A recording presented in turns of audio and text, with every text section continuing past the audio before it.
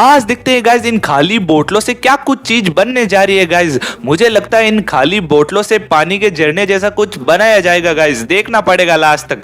तब तक हम उन लोगों के नाम ले लेते हैं जिन्होंने हमारे चैनल को सब्सक्राइब और वीडियो को लाइक किया है।